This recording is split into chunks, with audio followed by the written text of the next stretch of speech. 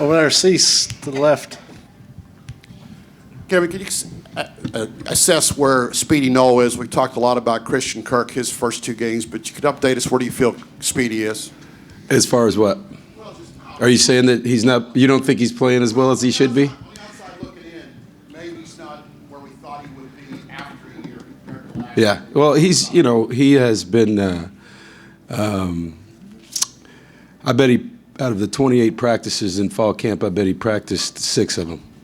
So he's been nursing an injury. Came into the first game a little bit, not a little bit, but practiced more that week of the game. I think you saw a better version of him last week as he's starting to get better, getting healthier. Same thing happened during spring. So he's coming along health-wise.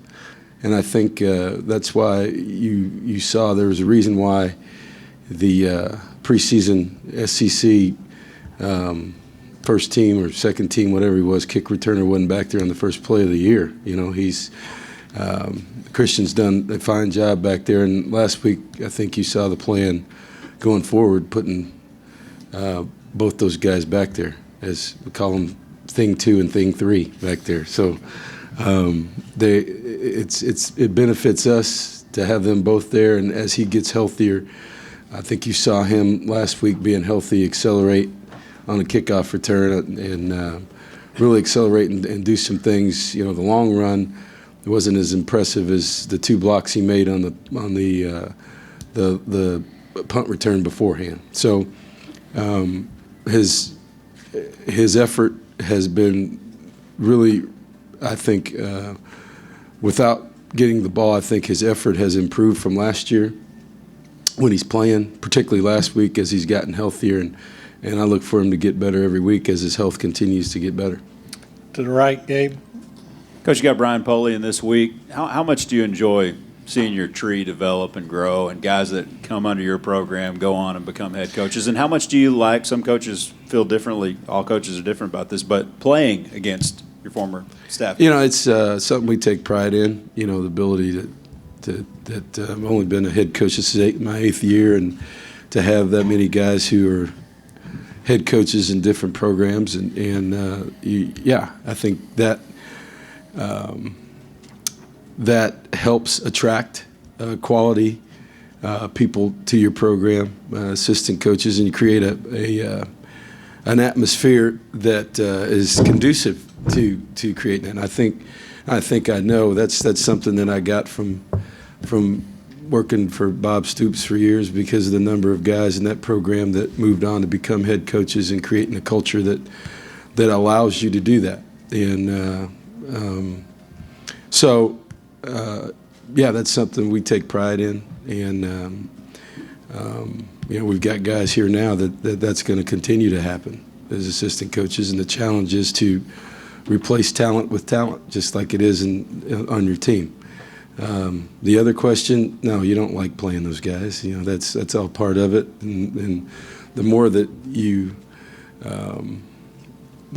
you're in this business, you start playing guys that are your friends, and that's never easy. It's whatever happens. And in this game, there's always a winner and a loser. So, that's part of it. But I don't know that this game wasn't scheduled when he was here, I'm sure. So sometime after he left, it probably got scheduled, and just like anything else, coaches really don't have anything to do with scheduling. So I'm sure somebody he looked up on the schedule and saw that he was playing us sometime later. But I saw something. He texted me the other night, Sunday night. We hadn't really talked, and he said it himself. I guess he said, "I'll huddle if you'll huddle." And I said, "We'll huddle on kickoffs and punts." And I don't think there was much of a response after that. So, down front, Brett. What was it you saw in Bryce Dolezal to kind of keep him around in the first place? And it's been a pretty remarkable story for him to get as many carries as he has, a scholarship as a senior. And then as a follow-up also, just an update on Kendall Bussey and Jay Bradford I don't think we've asked about them in a while. These guys have come in here and played well. Bryce has been playing for the last 3 years. If I were to tell you that, he's played in SEC games when we've had leads, and some people refer to him as I said, the human cigar. When he goes in the game, it's pretty much in the bag. But now he's kind of moved up, and he's been playing for 3 years. He's earned a scholarship here, and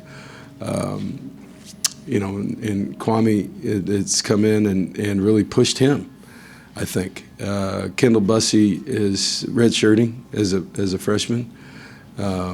So those two guys we felt really comfortable with where they are from a depth standpoint, particularly with Bryce knowing the offense as well as he's known it and having played before, giving us depth. We'll see where James White is. We're able to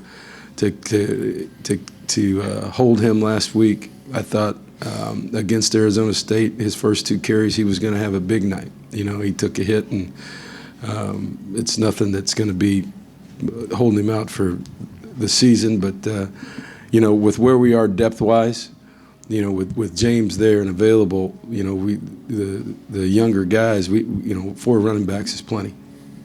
That makes sense? Sure. Is there any latest on Bradford?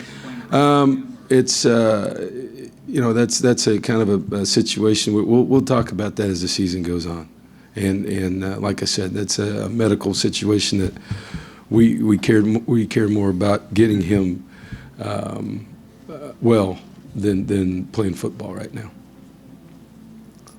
Other questions? Back to the back, Darrell.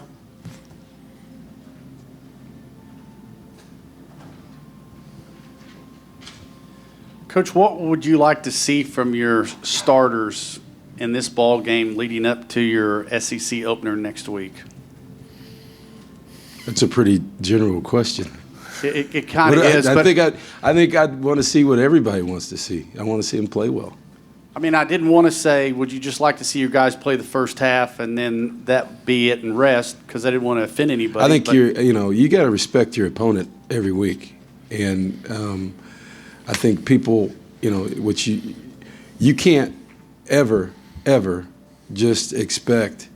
I think people get caught up in that, and that's kind of disrespectful to say, hey, I only want my guys to play a half. I think it's disrespectful for people to expect that. So I expect our ones to play well. Go right here to the right, Lee. And kind of piggybacking off that point, you mentioned after the game Saturday that you were pleased with the way the ones played, 6 touchdowns and 7 possessions in the first half. What is your confidence level in the offense right now through 2 games?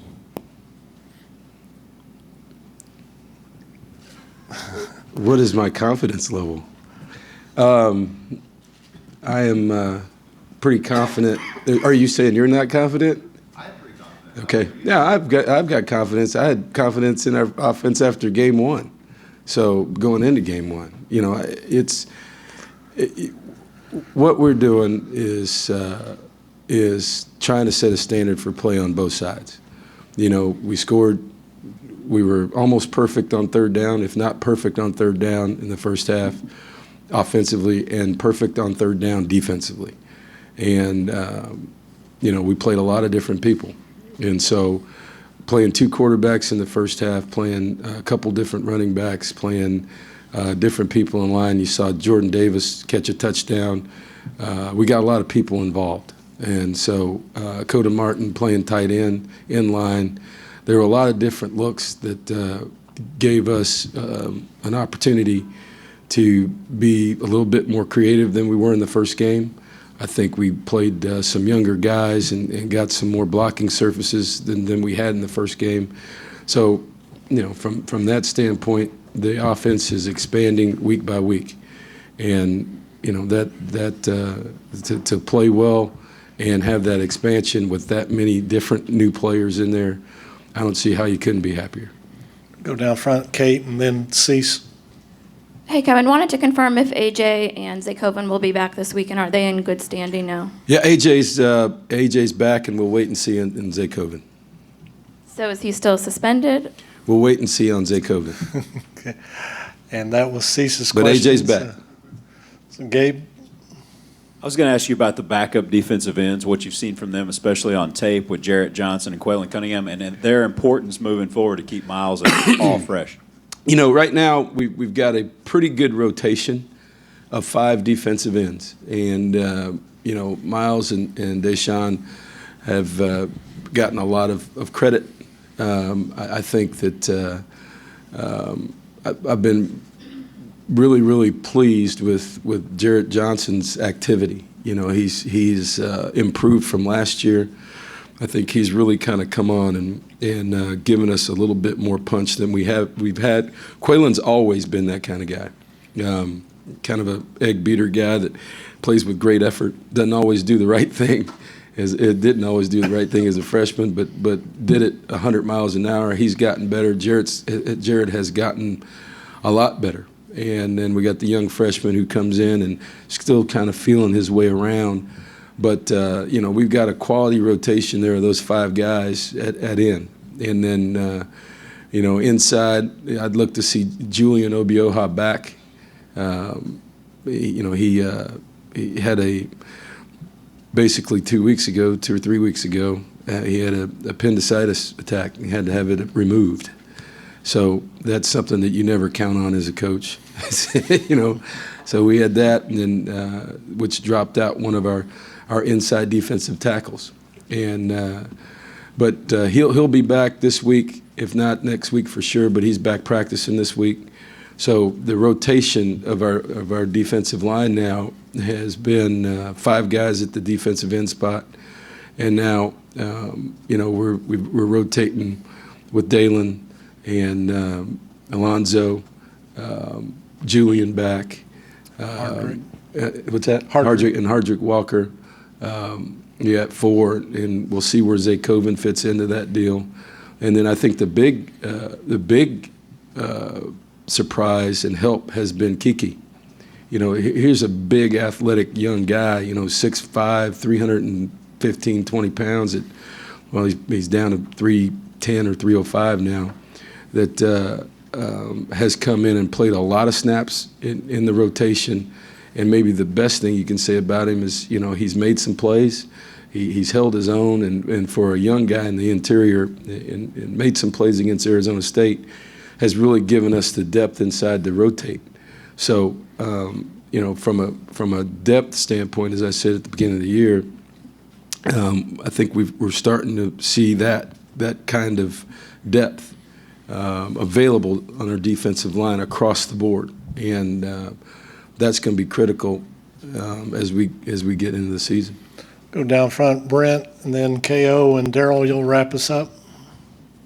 How nice was it to have Alaka back, and also with AJ coming back, and is there any update on Josh Walker? Yeah, those guys will all be available this week. So, you know, AJ's coming back.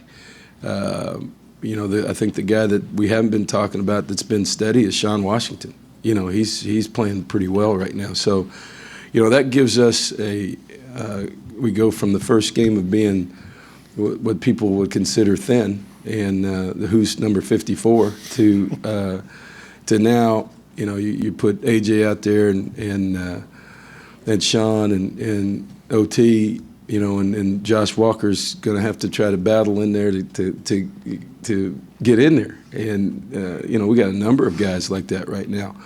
You know, what was interesting last week, the guys who played, the young freshmen who played in that first game, played pretty good in against Ball State. The guys who didn't play against Arizona State, they played like it was their first game. So guys like Riley Garner ended up with a bunch of tackles on special teams. They were aggressive. You know, Dunning had, you know, he was on, I don't know how many tackles he had a bunch of tackles on special teams and playing in the secondary. They weren't as tentative as some of those new guys that were on the field. So that group of 3 freshman linebackers, that they're all playing special teams for us and are all backups. But we've got some depth there too now with AJ coming back and Alaka getting up to full speed. You know, he he played. Right before the game, we were kind of holding him a little bit to see where he was, and he wanted to go. And then he played more than I thought he was going to play Saturday. He wanted to play and get ready, so he's feeling good right now, and we'll see where AJ fits in. He's a little rusty, but he's been practicing, and we need to get him up to speed because, like I said last year, you go back to that South Carolina game, he was playing great until he got hurt. So he's a bigger guy, and you've got 3 230-some pound guys that can really run at that level, which we probably haven't had that for a while since Sean Porter and those guys were here.